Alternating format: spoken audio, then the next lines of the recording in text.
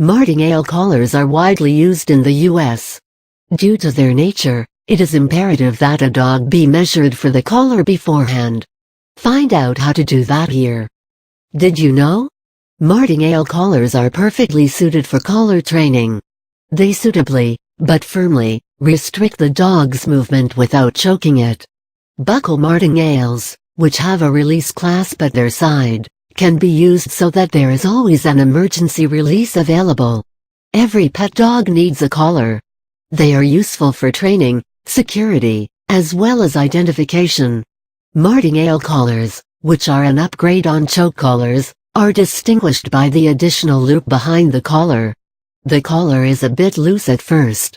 If the dog pulls on the collar, the secondary loop constricts, making the collar tighter. With the proper fitting, Martingale collars never choke the dog, but tighten and help you control the dog when you need it most.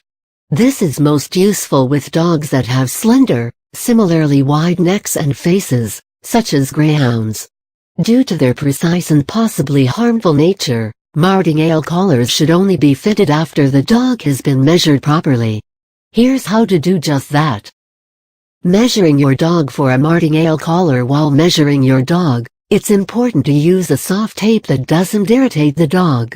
A tailor's measuring tape is adequate for the job. If you don't have one, you can simply measure the dog with a string, and then measure the string later. For dogs with long hair, be careful to press the tape against the skin, or else the extra hair will allow the dog to slip through the collar.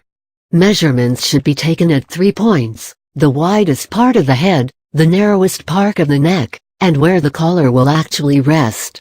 A buckle-less martingale collar, which is the most common variant, needs to be slipped onto the dog's head.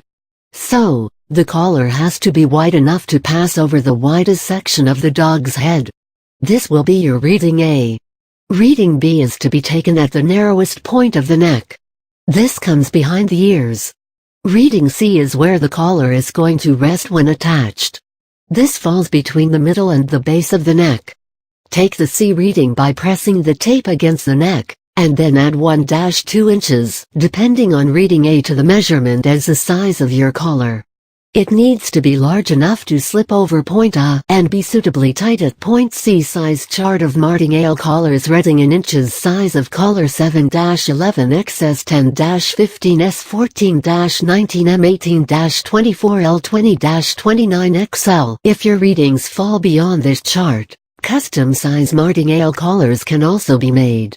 If the readings fall between the sizes, always go for the larger option, since all sizes can be adjusted. The basic rule to remember with martingale collars is, you should buy the smallest size that your dog is comfortable with.